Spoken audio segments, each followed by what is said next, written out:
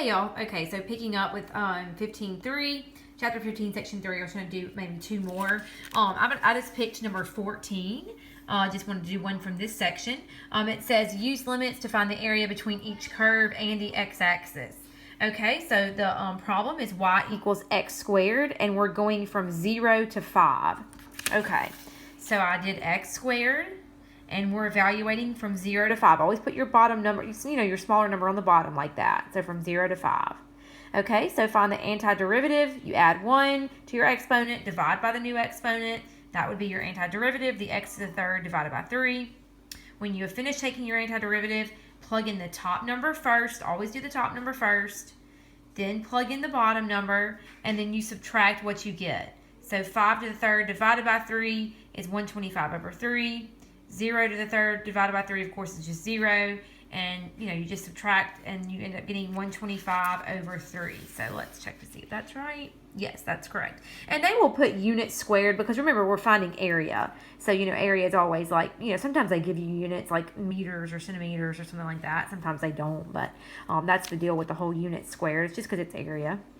Okay, and then one more I actually worked for you was number 24. Number 24, you can see they've actually written out this little S, funny looking S thing that I told you that's an integral, okay? And so all we're going to do, same thing, we're going to take the antiderivative of what they've given us. I went ahead and worked this one out. Okay, so x to the second, that becomes x to the third divided by 3.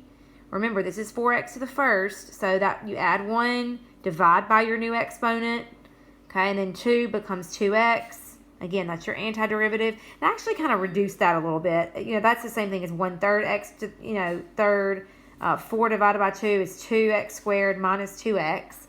Okay, and this one is a little more, to plug in. I actually went ahead and worked this out on the calculator. I'll show you. So remember, I'm going to plug in 4 into this whole thing. Then I'm going to plug 1 into the whole thing. Let me show you on the calculator. I actually already did it. Sorry for the glare. You can see... see if I can hold the calculator so you can see it. You can see I plugged in 4 and I got 136 over 3. Then I plugged in the bottom part of my integral 1 and I got 1/3. If you do 136 minus 1, you get 135 thirds, which is 45. So that's the answer. Should be 45. All right, let's make sure. 24. Yes, 45. Okay, and that's pretty much it.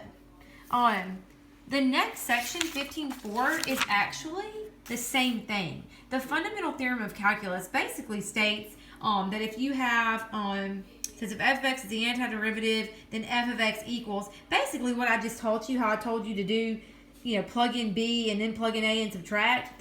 What we were just doing was the fundamental theorem of calculus. So these two sections are really the same thing. Like, they give you an example here. That's just, take the antiderivative, plug in, subtract.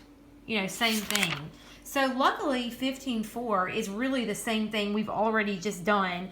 Remember how in 15.2, when we took the antiderivative, we had to do plus c? And you'll notice that we did not do that in the section that I just covered. The difference is when you are evaluating an antiderivative at a certain spot,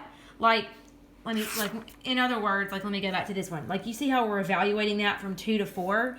If you're actually evaluating it, between two locations, you don't have to worry about the plus c. But if you're not evaluating it, like this one is just an indefinite integral. In other words, it's not defined at any one spot. All you're doing basically is just finding the antiderivative. That's it. If you're just doing the antiderivative and that's it, in other words, it's an indefinite integral, then you'd put the plus c. So that's the difference there. But other than that, 15.4, you work those problems just like you would work 15.3.